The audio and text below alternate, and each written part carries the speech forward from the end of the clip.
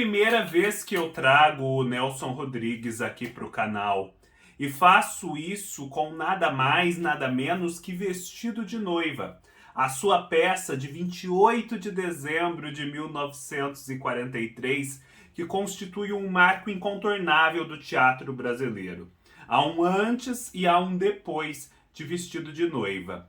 E é neste vídeo que eu pretendo explicar para vocês por que isso aconteceu e por que essa obra ainda é tão importante e tão interessante, seja para ser assistida num teatro, seja para ser lida num livro. Comprando este ou qualquer outro produto, desde que através dos links abaixo da Amazon, você colabora com o canal. Desde já eu agradeço a todos que colaboram. Eu não só estou fazendo este vídeo, como eu também escrevi um texto no meu blog a respeito de Vestido de Noiva. No texto eu me aprofundo muito mais na leitura que fiz da obra. Não deixe de conferir, o link vai estar aqui embaixo. Vestido de Noiva, como eu disse, foi estreada no teatro em 28 de dezembro de 1943. Não foi a primeira peça que Nelson Rodrigues escreveu. A primeira peça foi A Mulher Sem Pecado. Só que A Mulher Sem Pecado, escrita ali no começo dos anos 40, foi recebida tanto pelo público como pela crítica com indiferença. Ninguém criticou muito, mas também ninguém elogiou. E vocês sabem, a indiferença às vezes é mais perturbadora do que uma crítica feroz. E o Nelson ficou muito sentido com aquilo e decidiu escrever uma peça bombástica, uma peça muito diferente. E sentou na sua mesa e em 6 dias, ou pouco mais que isso, escreveu essa obra-prima, perene, que é Vestido de Noiva. E Vestido de Noiva, então, finalmente chegou aos palcos em 1943, pelas mãos de Ziembinski. Ziembinski era um diretor teatral europeu que estava no Brasil por conta ali de todas as vicissitudes que aconteciam na Europa. Ele fora diretor do Teatro de Varsóvia, na Polônia. E ele era uma pessoa muito capacitada para perceber o que era bom, o que era moderno, o que era novo e conseguir levar ao palco uma experiência, uma proposta de dramaturgia muito não convencional, muito diferente do que o teatro brasileiro vinha fazendo até então. O teatro brasileiro existia, era pujante, as pessoas frequentavam as salas de espetáculos, mas era um teatro mais esquemático, um teatro mais linear, que havia aqueles tipos clássicos, tanto é que certos atores eram sempre vocacionados ou a ser o galã, ou a ser aquele que é engraçado, ou a ser a mocinha, e por aí vai. A modernidade que já havia chegado à literatura ainda não havia chegado ao teatro.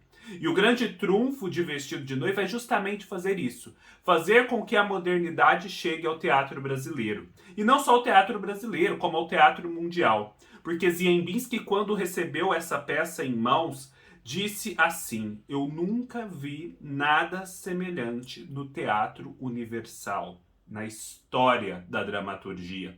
Portanto, se trata não só de uma revolução brasileira, mas de uma revolução de ecos universais que o Nelson Rodrigues faz. E o Nelson Rodrigues traz essa modernidade. E o que é exatamente essa modernidade que ele traz? Ele traz a subjetividade dos personagens para os palcos. Pensem só, o romance já havia feito isso. O romance tinha deixado de ser apenas a narrativa linear com começo, meio e fim, de histórias, de aventuras com acontecimentos e cenas e diálogos, para se dedicar à psicologia dos personagens. Para isso ele desenvolveu várias técnicas, entre elas a própria análise do narrador onisciente, que pode penetrar a psicologia dos personagens, mas também e principalmente o discurso indireto livre, o monólogo interior, o fluxo da consciência. Essas todas já eram técnicas conhecidas e difundidas na literatura nos anos 40. Basta pensar que o Ulisses do James Joyce já havia surgido, Mrs. Dalloway já havia surgido, entre tantos outros títulos.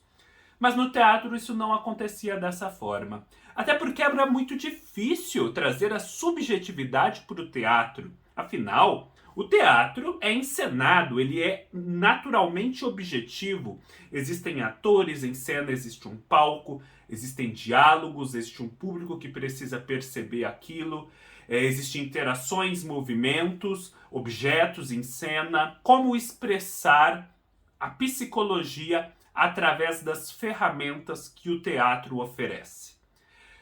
Vestido de Noiva faz isso e faz isso de um modo soberbo. Como eu digo no texto, ele consegue não só transpor para os palcos a subjetividade da protagonista, a Alaide, como também fazer isso de um modo que é não só verossímil, como também triunfante, porque ele alcança resultados que talvez o romance psicológico em seus melhores momentos não alcançaria, no sentido da penetração na psicologia dos personagens, no retrato de como se forma uma subjetividade. Pois bem, então como que funciona Vestido de Noiva? Vestido de Noiva tem uma moldura fática muito simples. A Laide é uma mulher que tem uma irmã chamada Lúcia. Ela sempre teve uma rivalidade com essa irmã Lúcia. A irmã Lúcia se apaixona um dia por Pedro. A Alaide vai lá e rouba o Pedro da irmã, se casa com ele. O Pedro passa a se reaproximar da Lúcia. A Alaide e a Lúcia discutem. A Alaide vai atravessar a rua lá no Rio de Janeiro, na Glória, e é atropelada. E então a cena começa assim. As tentativas de recuperação da Alaide, de salvá-la no hospital. Esse é o plano fático que emoldura a peça, esse plano simples. O acidente e a tentativa de salvar a vida da Alaide. Só que a peça não se passa apenas nesse plano, que é chamado o plano da realidade. Ela se passa principalmente nos outros dois planos que o Nelson cria. Os planos da memória e o da alucinação. Porque a Alaide está ali, inerte, e os outros estão tentando salvá-la. Só que enquanto isso acontece, a sua mente ainda está viva e ela está num processo de alucinação. E o processo de alucinação, ele está um degrau abaixo da memória, que é aquilo que o indivíduo retém da sua experiência. Ele é um campo mais caótico, em que as associações são mais livres, díspares e ao mesmo tempo significativas, reveladoras de quem se é. O Nelson então divide o palco em 3 patamares, digamos assim, e à medida que uma coisa acontece ou no plano da realidade, ou no plano da memória, ou da alucinação, ele, através principalmente de iluminação, sons, focos, consegue mostrar para quem está assistindo de onde está vindo aquele discurso, de onde parte aquela encenação. Entre os planos da realidade, memória e alucinação, há escadas que permitem passagens e há também ecos de um plano para o outro feitos através de microfones. Vejam só, através de elementos cênicos muito típicos, o Nelson consegue vencer um desafio que era transpor a subjetividade para os palcos. E é muito interessante, porque a gente vê que as coisas acontecem principalmente no plano da alucinação.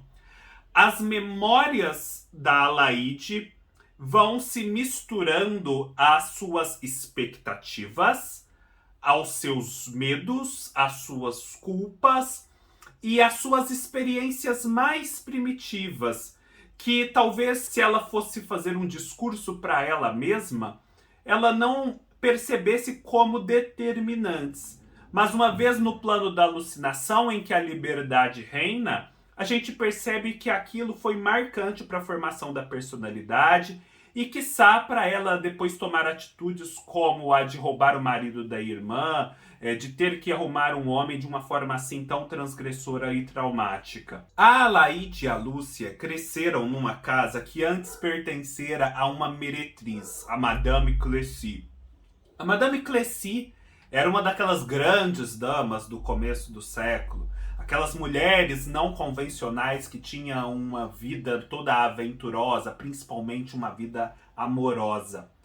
E a Madame Cleci tinha deixado seus diários contando dessa vida no porão da casa.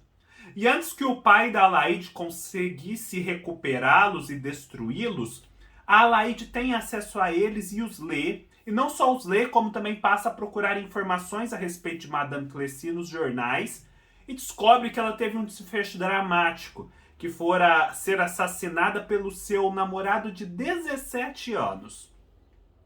E aí, essa Madame Cleci surge com toda a força nesse momento de agonia, esse momento final da Alaide, esse momento tão significativo da sua vida.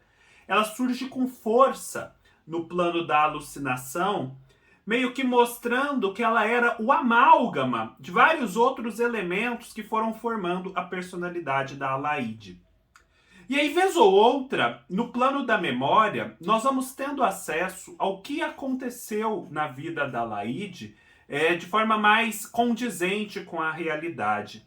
E é muito interessante, porque pelo contraste entre o que acontece no plano da realidade, entre o que acontece no plano da memória e depois o que acontece no plano da alucinação, que é o que domina a ação cênica, a gente vê como que o interior do indivíduo trabalha essas informações e de como as culpas, as pulsões, os desejos, eles modificam, eles alteram as percepções, o filtro da memória. Então, às vezes a Alaide conta uma história no plano da alucinação que depois, em contraste com os planos da memória e da realidade, a gente vê que não é bem aquilo. Só que essa deformação dos fatos, na verdade, é muito reveladora do que a Alaide sentia no seu mais profundo do ser, dos seus medos, das suas expectativas, das suas vontades não confessadas. Então, ao fazer essa divisão e fazer esse contraste entre planos, o Nelson Rodrigues consegue explorar de uma forma muito significativa a formação de uma subjetividade. Essa peça, eu diria, é toda a teoria psicanalítica, toda até a praxis da psicanálise, né, que é baseada aí nessas livres associações, num discurso mais livre, que vai revelando o indivíduo aos poucos. Ele consegue levar o Freud e transformar isso numa ação cênica. Por isso que é tão genial. E vamos pensar, se ele fosse explorar a subjetividade de Alaide através de um romance, inevitavelmente, adotasse ele a técnica que adotasse, ele precisaria gastar muitas palavras, muitas palavras mesmo, para assim te dar uma ideia do que era essa mente, da complexidade dessas deformações da memória, dos filtros que a memória também faz, porque a memória ela seleciona e essa seleção é muito significativa, a gente percebe isso aqui também no livro. Então, seria algo necessariamente verborrágico. Só que, no plano da alucinação, no plano do inconsciente, porque a alucinação aqui tem muito a ver com o inconsciente, as coisas não funcionam tão discursivamente. Tudo se associa, tudo se amalgama e se deforma mutuamente de uma forma mais plástica. É como se os elementos da realidade, da memória e as pulsões internas fossem se juntando para formar objetos mentais. E esses objetos mentais, eles são muito simbólicos, porque o símbolo, né, é aquilo que você vê, você percebe características, consegue descrever, mas ele não se esgota nessa sua descrição, ele contém muito mais e é sempre possível encontrar mais e mais nele. Ao escrever sobre uma experiência semelhante, você acaba reduzindo essa força simbólica da experiência retratada. Só que ao fazer isso através de ação cênica, de objetos, diálogos pontuais, iluminação, sons, é como se ele criasse um objeto cênico. E esse objeto cênico, ele é muito mais capaz de expressar a interioridade da personagem, porque ele é, a seu modo, plástico. Ele não é passível de ser reduzido algo que ele não é pela verborragia de um romance, por exemplo. Ele não corre o perigo de ser esgotado indevidamente pelas palavras. Ele fica ali com toda a sua força subjetiva. Então, a gente vê um determinado quadro no plano da alucinação, algo que a Laíde passa, e aquilo tem um significado imediato, mas você, seja por contraste com outros planos, seja pela análise do que aconteceu ali no plano da alucinação, consegue muito bem depois ir extraindo várias outras camadas, várias outras possibilidades de leitura a respeito daquilo, e assim ir descobrindo o que há de mais profundo na formação da personalidade de Alaíde, né? Como certas coisas determinam a ação de um indivíduo sem que ele mesmo se dê conta. O Vestido de Noiva é isso. É uma história simples, aparentemente banal, né? Uma irmã que rouba o marido da outra. Isso é tão típico do Nelson, essas situações. Mas atrás de toda situação banal, atrás de um indivíduo que pareça o mais pedestre possível, há sempre uma subjetividade. E a subjetividade é sempre um poço de complexidades. Afinal, ela é o resultado de uma gama de experiências e variáveis incontáveis. E o Nelson consegue muito bem dar conta disso e levar para os palcos. Eu espero ter dado para vocês um vislumbre do que é Vestido de Noiva no texto ao qual eu já me referi, cujo link está aqui embaixo. Eu me aprofundo ainda mais nisso, mas o que eu posso dizer é que essa é uma obra fantástica, que assisti-la deve ser maravilhoso, mas que lê-la também é fenomenal, porque ela funciona muito como leitura. As rubricas são interessantíssimas. As rubricas do Nelson são muito mais do que meras indicações de como os personagens e os atores devem se portar. Elas são reveladoras e elas são, assim, a expressão plena do que é esse artifício técnico que ele usa para poder penetrar numa alma humana. Espero que tenham gostado, que não percam a oportunidade de ler esse livro. Essa edição aqui da Nova Fronteira é super bacana, traz material crítico, seja nas orelhas, seja no pós-fácil, seja na quarta capa. Ela também traz fotografias de montagens importantes da peça.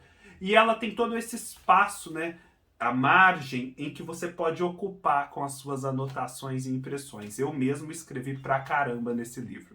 Não deixem de ler o Nelson, não deixem de conhecer Vestido de Noiva, de assistir quando tiverem a oportunidade. Se gostaram do vídeo, deem um like, se inscrevam no canal, deixem seus comentários, sigam-me nas minhas outras redes sociais, Instagram e Scoob, todos os links estarão aqui embaixo, leiam-me no meu blog e nos vemos numa próxima oportunidade, até falando sobre o Nelson também. Até mais!